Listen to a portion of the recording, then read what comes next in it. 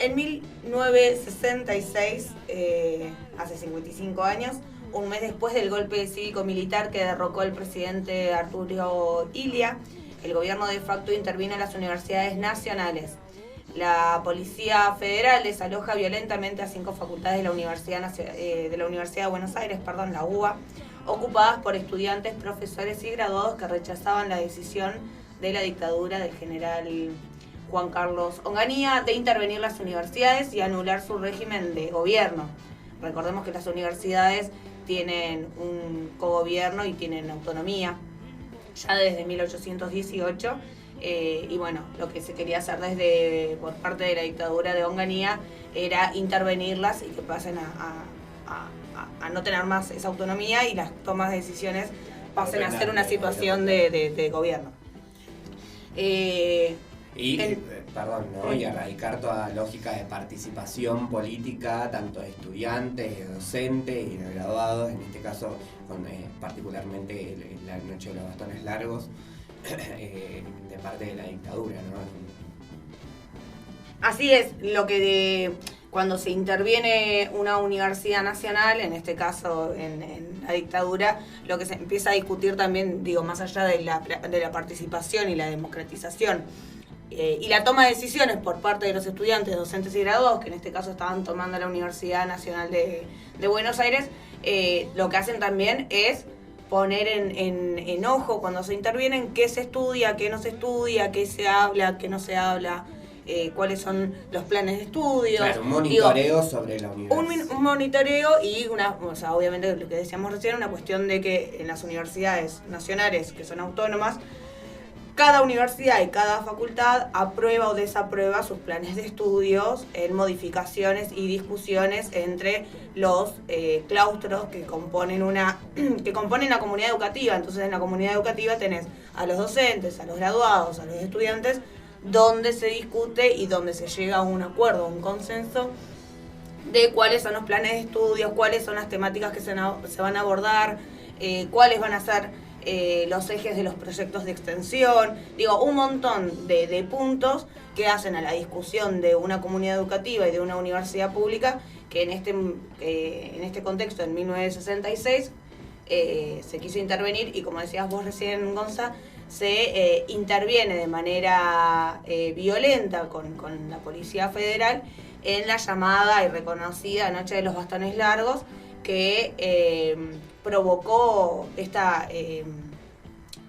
intervención también política, provocó la emigración de decenas de académicos, entre ellos César Milstein, exiliado en el Reino Unido y posteriormente ganador del Premio Nobel de la Medicina en 1984. La facultad que fue el epicentro del intento de resistencia que terminó con 400 detenidos entre docentes y estudiantes fue la Facultad de Ciencias Exactas de la UBA, como decíamos recién. Y también, cuando nosotros planteamos la cuestión de la memoria, la verdad y la justicia en sintonía con los desaparecidos y detenidos de las dictaduras militares que tuvimos en nuestro país, también decimos memoria a quienes destruyeron la industria y quienes destruyeron también la ciencia nacional. Nosotros muchas veces cuando hablamos sobre la situación de la importancia de las universidades, de la inversión del Estado y un Estado presente en lo que tiene que ver con la ciencia, la técnica y la tecnología, tiene que ver también porque eso te da soberanía y te para. Hay un montón de actores políticos que hablan de la cuestión de pararse ante el mundo y abrirse y zaraza, pero que también fueron los que destruyeron el CONICET, las universidades, empezaron a sacar presupuesto de todas las universidades nacionales, sobre todo las más chicas, las del conurbano, porque entienden que el acceso a la educación y el acceso a la investigación es para unos pocos y con temas puntuales. Por más que estemos hablando particularmente ahora de dirigentes que se paran en el marco de la democracia, tienen el mismo plan económico y político que las dictaduras militares que vinieron a romper todo lo que existía, porque no solamente estamos hablando de universidades nacionales con un montón de derechos adquiridos, sino también estamos hablando de lo que tiene que ver con la industria nacional, el conocimiento nacional, y por eso traía en mención la emigración de los académicos e investigadores, porque hubieron un montón de profesionales, investigadores, que se tuvieron que ir por la persecución política y por la dictadura militar, que se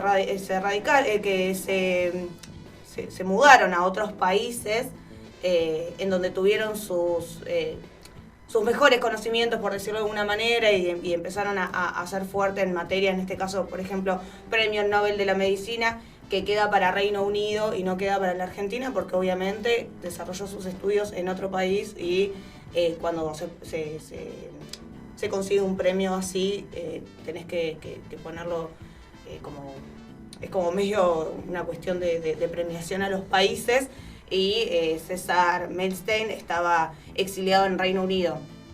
Entonces, esta cuestión de la fuga de los cerebros, que también se conoce de esa manera, que después volvieron ya a partir de los 2000 en adelante, entendiendo que había un proyecto que estaba reforzando lo que tiene que ver la ciencia, la técnica, la industria, el conocimiento de las universidades. Después vuelven los científicos a nuestro país a poder generar sus carreras y también generar conocimiento para nuestra patria. Y me parece que es importante no solamente recordar las situaciones más que se pueden enmarcar en efemérides, sino también las situaciones políticas que nos hacen también entender el contexto político actual, sí, ¿no? A mí me parece importante e interesante esto que mencionás vos, Lau, en relación a que los modelos políticos económicos que impulsaba la dictadura muchas veces se traspolan, digamos, a la actualidad con otros modelos y en el marco de la democracia, ¿no? No con la misma violencia, pero con las mismas ideas, básicamente, ¿no? De abolir la participación de todo el pueblo, de la gente que menos tiene, en estos espacios como la universidad, por ejemplo. Y en el ámbito de lo político, de la participación política, también ocurre, ¿no? Cuando se desprestigia la militancia, cuando se les baja el precio a la militancia y se instala... A la militancia, a los sindicatos, a las figuras públicas reconocidas dentro de los movimientos. Se instala en estos tiempos, a través de los medios de comunicación, por ejemplo, de que no participes en esos espacios porque no está bueno, también son ideas que se llevaban a cabo en estos tiempos de dictadura, como por ejemplo en la noche de los bastones largos, pero que también se traspasan a la actualidad, ¿no? Desprestigiando todo tipo de participación política y sindical de la población. Obviamente porque hay un plan económico y político detrás, donde es sublevación, digamos, y todo el tiempo la lógica del mercado, ¿no? Que se impone, decir, bueno, sálvese quien realmente pueda y después al resto no importa nada. Sí, vos recién mencionabas una cuestión que me parece que está buena como para destacar, que obviamente en los procesos democráticos no se utiliza, como en este caso en 1966 y todo ese contexto violento, pero sí cuando vos empezás a ajustar al pueblo trabajador, también ese pueblo empieza a no poder acceder a, por ejemplo, las universidades, y empieza a tener que decidir si va a la universidad o si va a trabajar. Recordemos que durante el gobierno de Macri habían subas de servicios de 200% de la luz, del gas. Sí, que te impiden hacer un montón de cosas, entre eso, el acceder alquiler, a la universidad. Nosotros vivimos en la ciudad de La Plata, que es una ciudad universitaria, una de las universidades nacionales más grandes que tiene nuestro país, en conjunto con la UBA y con la Universidad de Córdoba,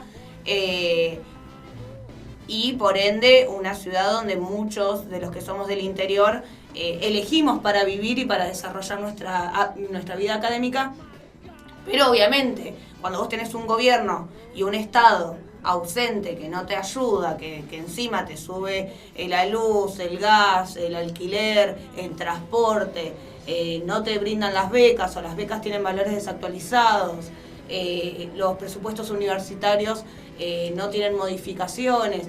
Vuelvo a decir, nosotros estamos en la Universidad Nacional de La Plata, donde relativamente al ser una universidad grande no tuvo el mismo ajuste que tuvo la Universidad de San Martín, la Universidad Nacional de La Matanza, la de Avellaneda, puedo nombrar un montón de universidades del conurbano bonaerense que inclusive las del interior del país también, ¿no? O sea, universidades, la Universidad de la Patagonia, las universidades del norte, del no argentino también es como sufrieron un ajuste que tremendo. Al tener ajustes en los presupuestos universitarios, también esos presupuestos universitarios no pueden tener becas propias. Y si no hay becas propias, tienen que depender de las becas nacionales. Claro. Y en el macrismo, recordemos que lo que era el progresar, hace muy poco también se había empezado a plantear esta cuestión de la discusión sobre la Conectar Igualdad. Muchos de nuestra generación que ingresaban a la universidad, ingresaban con una computadora del Conectar Igualdad. Entonces hay un montón de discusiones que hacen a un proyecto político, a un proyecto económico, que por más que sean electos en la democracia, el proyecto político, económico y de ajuste es el mismo. Claro. Y peor, porque lo que tiene de malo, y digo peor, obviamente entendiendo en términos económicos y políticos, no en términos contextuales, porque estamos hablando de represión, de desaparecidos, no quiero comparar no, los 1966 con años anteriores en el macrismo. Sí, tampoco es caer en esa, ¿viste? Porque después la derecha sale a decir que los comparamos con la dictadura, y realmente no, pero hay similitudes en cuanto a lo económico. Claro, a lo que voy es que lo que es lamentable es que esos proyectos económicos sean electos en las urnas y que sean reivindicados desde ese lugar. Recordemos que es la primera vez en el gobierno de Macri que asume un gobierno de derecha por el voto popular. Entonces, obviamente todas las críticas partidarias y sociales hay que hacerlas, pero bueno, también entender que los proyectos económicos y políticos fueron los mismos, y de acá en adelante también entender esa situación de la importancia de los presupuestos universitarios, los presupuestos para generar conocimiento, ciencia, técnica. Teníamos también, perdón que vuelvo a esto, pero me acordé recién, a los trabajadores del CONICET durante mucho tiempo, hubieron un montón de despedidos del CONICET, sí. Y eso hace también a una cuestión de lo que le importa o no a un Estado presente. Entonces también tengámoslo en cuenta a la hora de discutir y a la hora de pensar quiénes cuidaron a los profesionales, quiénes cuidaron también nuestra soberanía en materia de ciencia y técnica, y quiénes no lo hicieron, porque eso también te da una pauta de cuál es el proyecto de país que se está disputando. Y me parece que en las pequeñas cosas, esas discusiones no salen en ningún medio, y está bueno también traerlo a colación y traerlo a debate, en este caso dentro de las efemérides, pero me parece que está bueno poder recordar que hace 55 años había un golpe de Estado que intervenía en las universidades, y que no dejaba el libre pensamiento y no dejaba que los profesionales y los investigadores ejerzan sus profesiones. Así que nada, una reivindicación, y como siempre decimos, memoria, verdad y justicia. Sí, nunca más. Nunca más. Jamás en la historia argentina. Yéndonos a otro lugar que no tiene nada que ver con esto, pero para descomprimir un poco, porque veníamos de Crónica TV cagándonos de risa a la situación de dictadura de Onganía. La mañana del futuro. La mañana del futuro. Todo esto es el futuro y Sí. es el pasado, y bueno, también hay que ir tomando cositas. En 1981, el príncipe Carlos de Gales y Diana Spencer, más conocida como Lady Di, se casan en la Catedral de San Pablo de Londres. Ceremonia que fue transmitida por televisión a todo el mundo, y se calcula que la vieron unos 750 millones de personas a lo largo y ancho de todo el mundo. Luego de su divorcio, Lady Di declararía que ese 29 de julio del 81 fue el peor día de su vida. Recordemos, ya creo que habíamos hablado en esta mesa sobre Lady Di, la situación de su muerte, toda una cuestión. Hay un documental, otra serie para ver. Vayan anotando, porque si no. Yo ya tengo el calendario lleno, no puedo ver más series. ¿Hay dos? Hay dos. Hay Story de Diana, que es la la historia de la vida justamente de Diana, y después está la parte de la temporada 3, donde se trata justamente a Diana de no me acuerdo la serie de justamente que es de la reina de The Crown. Ahí va. La temporada 3 está dedicada a Diana porque justamente es donde conoce el príncipe Carlos a Lady Di.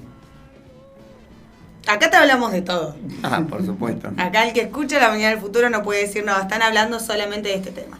Y por último, pero no menos importante, a la edad, un día como hoy, 29 de julio, a la edad de 77 años, se suicida en Buenos Aires el médico cardiocirujano y educador René Favaloro, reconocido en todo el mundo por haber desarrollado el bypass coronario con empleo de la vena safena. Esto es una cita de René Favaloro. En este último tiempo me he transformado en un mendigo. Mi tarea es llamar y golpear puertas para recaudar algún dinero que nos permita seguir. Fue un dicho que hizo desde la Fundación Favaloro. La Fundación Favaloro era una fundación sin una fundación sin fines de lucro. Exactamente. Nada, me parecía que estaba bueno poder traerlo a colación en sintonía con lo que decíamos hace un ratito sobre lo de los proyectos de país. Recordemos que esto sucede en los 2000, en julio del 2000, donde un médico investigador y docente de la Universidad Nacional de acá de La Plata se suicida por el... Reconocido a nivel mundial. Reconocido a nivel, porque aparte, es lo que decíamos recién de que él desarrolla el bypass coronario, operación a corazón abierto, es lo que se le llama tipo en lo común, que nunca se había hecho en ninguna parte del mundo. Digo, poder reconocer que tenemos y hemos tenido científicos, investigadores, médicos, un montón de profesionales, no solamente muy capaces en su capacidad de intelectual, sino también en su capacidad de poder generar nuevos desarrollos dentro de la ciencia y dentro de la medicina que nos visibilizaban al mundo, como decíamos recién, y que se tenga que suicidar porque no tenía más dinero para poder costear lo que era la fundación, y que no había ningún Estado, básicamente el Estado estaba ausente, estábamos recontra endeudados, vuelvo a decir. Recuerden, en el 2000 después está el estallido del 2001, como para contextualizar en qué contexto estamos hablando y en qué contexto toma la decisión Favaloro de quitarse la vida, y me parece que no solamente está bueno poder recordarlo y ver su obra en materia de la medicina, sino también en materia de lo social, de lo que él pensaba que tenía que ser la medicina en nuestro país, sino también poder pensar su muerte como un error y como algo que todos nosotros tenemos que pensar a la hora de entender qué tipo de país queremos, en donde los médicos más reconocidos a nivel mundial y los médicos que generaron un cambio en la manera de pensar la medicina terminan en este hecho donde por falta de plata y por obviamente manejar una fundación como la Favaloro, que tenía una estructura, hoy en día tiene una estructura también muy grande, tiene que tomar esta decisión en donde había un Estado ausente, en un Estado que no estaba invirtiendo en salud. Volvemos a lo mismo, hay que reivindicarlos, no solamente por sus conocimientos, sino también por sus modos de vida, y los hechos que acontecieron, como para que no se vuelvan a repetir y que ningún profesional de ninguna de las ramas, ya sean sociales o no, tengan que tomar esta decisión triste porque hay un Estado ausente. Por supuesto.